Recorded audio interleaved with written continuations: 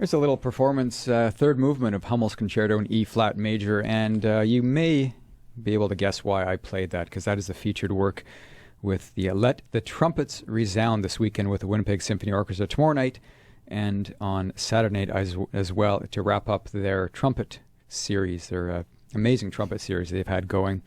And one of their guests who's going to be wrapping things up is trumpeter Joe Burgstahler. And Joe, just a little bit about Joe. He tours. The main thing he does now is he tours as a solo artist all over the world. He's had stints with a Canadian brass for a number of years. He also has a crossover group, a very interesting crossover group that crosses over into jazz territories. They're called BM4. He's played all over the world, thrilling audiences with not only his virtuoso playing, but I think probably just the fun way he approaches the classical concerts. And I'm looking forward to chatting with him. He's live in the studio this morning. Good morning. Good morning. Welcome to our studios, Thank Classic you so 107. We're happy to have you here. Really happy to be here. Thank you. Well, we're going to chat about the concert a little bit. We'll talk about Hummel, and we'll talk about what's going to be happening for the concert.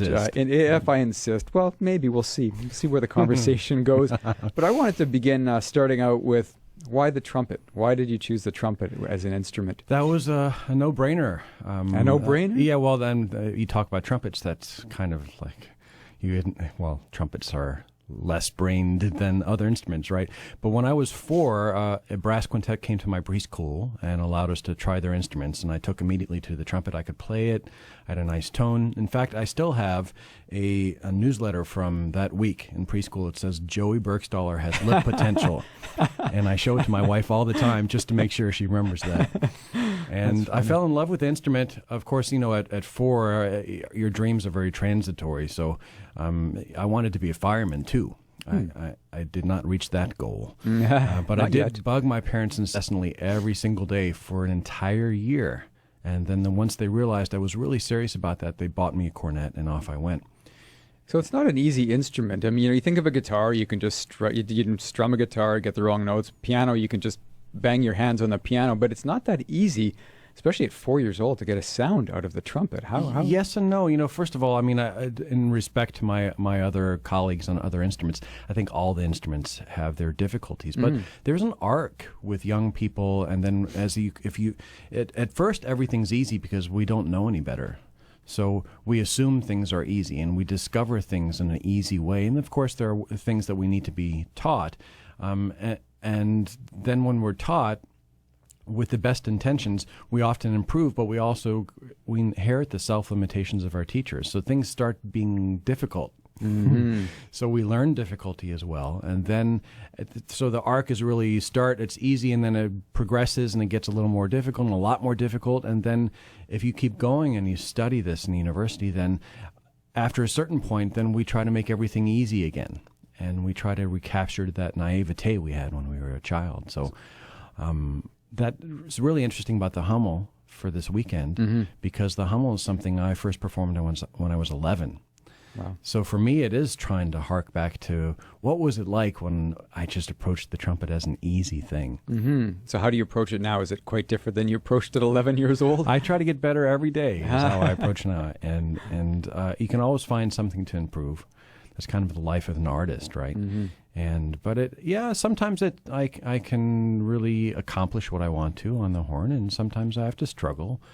And I find mostly that's really about the person, really not the instrument anymore. It's an interesting relationship you have with your instruments in music. Who are some of your earliest inspirations when you were listening to the trumpet? Well, certainly Wynton Marsalis was high up there, and again, he figures into the Hummel for me because my first interaction with him at 14 was playing the Hummel for him in a master class at the Eastern Music Festival. But my early heroes, it was the heyday. For our listeners who weren't alive then, this was before the YouTube, where now you can just see and hear anyone you want. So the heyday of the trumpet player back then on the radio was Al Hurt. It was Rafael Mendez. Doc Severinsen was on the Tonight Show every night. Chuck Mangione was a big hero. Herb Alpert. So you have those 5, and Maynard Ferguson, of course. So they were all over the radio and on pop radio, which you would never hear nowadays. Now pop radio is a completely different entity. So, one thing I find interesting, too, is all the guys you mentioned were pretty much non-classical. I mean, they did cross over a little bit into classical as well. So Maurice Andre was my classical Okay, hero. I was going to ask you. Maurice Andre was one. Yeah. But he was not really on the radio, so he was someone I had to really seek out. But he was the most recorded classical soloist on trumpet, and perhaps of all time, probably. And I have an LP collection still that at least 60 LPs of his. And of course, some of them are cutouts and repeats, those kind of things. But he still, as far as I'm concerned, is the bar, and no one ever will reach his level of musicality on the trumpet, I don't think, again. Why do you think the trumpet's a bit more of a fringe instrument in the classical world than as opposed to, say, jazz or something like that? What? It's so young. Yeah. It's really young. I mean, the trumpet in its modern form has only been around a handful of years, and there's not a great masterworks repertoire for the trumpet.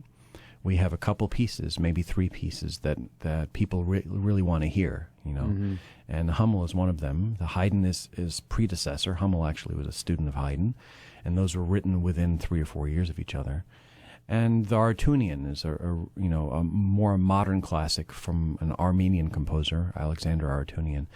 And besides those 3, I think no one would be clamoring to hear any other trumpet works except Now You're on the Fringe. So because there's so many great violin works and so many great piano works, and those are really the true solo instruments. So yeah, I think it's fair that the trumpet's on the fringe. We just don't have the repertoire for it. However, that licenses us to steal other repertoire and really make our own way in the world. So it kind of forces one into being more creative repertoire-wise. Which is essentially what you do.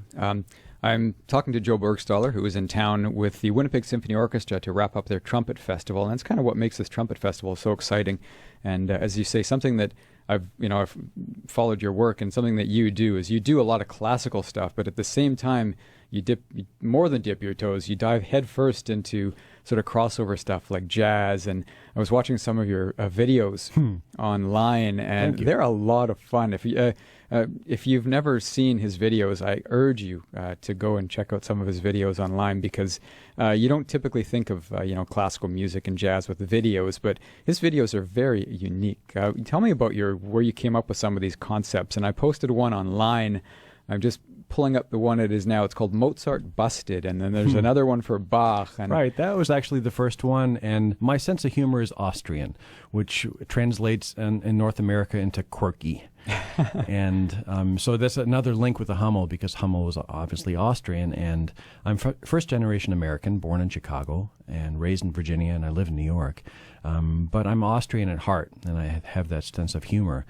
And so it being quirky, this is kind of the Mozart Busted video is the first video I ever actually did. Videoing is my hobby, and I build these from scratch. So I come up with a concept and improvise the concept. And this one particular one was filmed at the Montreal Conservatoire, where my wife was going to school at the time, and who's also a trumpet player and a conductor. And so there was this one walk that when she would be down or really, tired, I would do this kind of Monty Python silly walk for her, and it would just crack her up. It would just bust her up laughing. And so I had made this first crossover album with my partner in crime there, Hector Martignon, on piano. And we were looking for a way to promote it. And I came up with this idea for a video, so I shot it and I put it together. And it's a story-driven video. And at the time, no one else was doing that in the jazz world. So here I am, completely unknown in the jazz world. Hector is a top 3 Latin jazz pianist, Grammy nominated, the whole thing, but not me. And this particular video, tickled enough funny bones, it helped launch us into the top 50 jazz radio in our very first week, which is, it's not supposed to happen. And so then, but inadvertently, I also found out that more children like my videos than adults. So between that one and the follow-up to the third one, which is called, I can't remember right now, but it involves me riding a lawnmower as a Mozart thief and chased by another policeman in a lawnmower played by my father. Fervent imagination. Yes. And I started getting emails from mothers and fathers of usually 4 and 5-year-old boys. and thanking me and sometimes genuinely and sometimes sarcastically, because in some cases they said, "Thank you so much. My 4-year-old boy is making me watch this 10 times every morning before I go to work." So you're reaching a younger audience. That's yeah, good. That's right. Isn't that our goal? But I'm not sure that's the age target we're looking after. But well, and speaking of younger audiences, you do teach as well. I do. I teach at the Peabody Institute in Maryland, attached to the Johns Hopkins University. Tell us about this one course that you teach. It's called Change Your Mind, Change Your Playing. Well, Change Your Mind, Change Your Playing is something that grew out of just my life experience performing. I've been performing for 40 years now. I'm 44, so don't think I'm too old. But, I started realizing that being a musician is a journey, and it's a very myopic journey as well, and especially when you get into university. So as I was clinicking and touring around and really trying to help whoever I was working with, I realized there are a lot of commonalities no matter where you are in the world studying music. And the one thing I try to really impart to the young musicians I work with, and I work with all instruments, is that music is a relationship. It's a relationship between the audience, and that's at the top of my priority in this relationship, and the composer, who's usually not around. Mm-hmm. But although if you're doing new music, they can be around, that's exciting. But the composer's energy in the music is still around, and the performer. And it should be in that order, I think. And the relationship is, if you're missing one of those factors in the relationship, it really doesn't work. Just like any real world relationship, if it's more about one person than it is the other, then it's not a healthy relationship. However, we're not taught that in university, and it's really hard to accomplish that experience, because mostly when you're at university or conservatory, you're playing for your peers when you perform, and your peers have a completely different sense of how to experience music. Because musicians, as you know, we're a special lot in the world, right? And we come with our great things and our flaws too. We're a bit weird in the fact that we are just so myopic and so what you would call dedicated to our craft. And we lose perspective. And we start thinking it's about us, and especially about how many notes we miss, and if it's in tune. And all those criteria are really important to a good, solid performance. However, the communication aspect is not taught, and it's something that people usually learn in that gray area between university and employment. And I think it's better if it's more of a core part of who you are, is you want to communicate with an audience, and what are you trying to say, and how do you communicate with an audience. And so the classes I do have a bunch of exercises that really break down that so-called fourth wall between the student and the audience, and also trains the student audience to be a compassionate listening audience, which is not what they're trained for. So if you perform for your peers in college, they are literally sitting there with their scores in their hands waiting for you to miss notes. Hit the wrong note.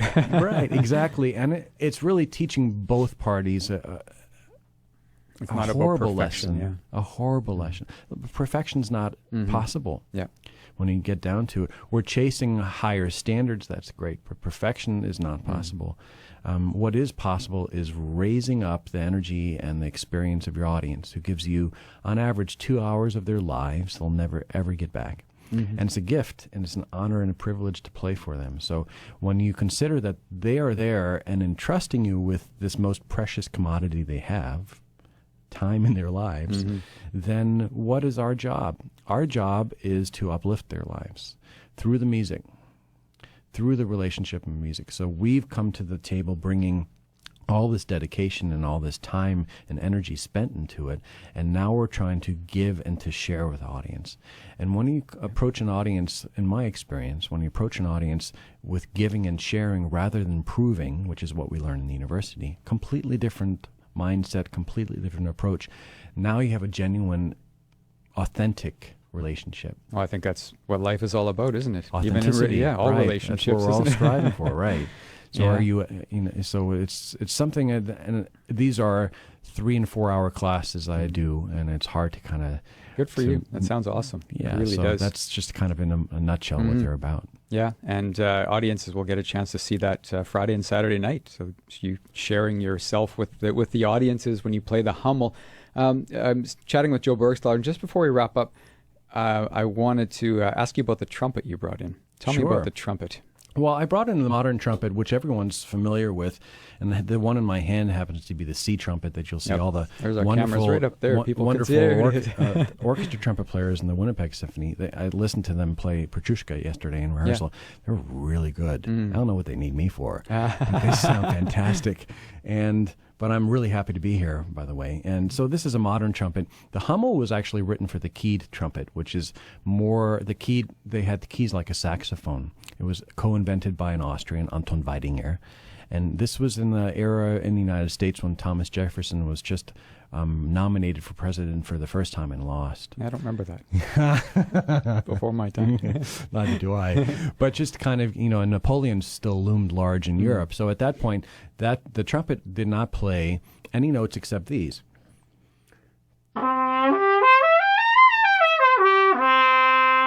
So we were limited to those notes, and so we were basically a fanfare military instrument. So we climbed the towers. At 12 o'clock, we went...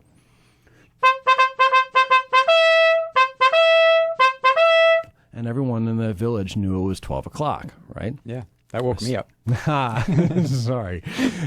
So then Anton Weidinger came along and actually took from Adolf Sax of the saxophone these keys, and 5 to 7 keys operated with the left hand, and for the first time in the history of the trumpet, we could play chromatically in a scale just like every other instrument.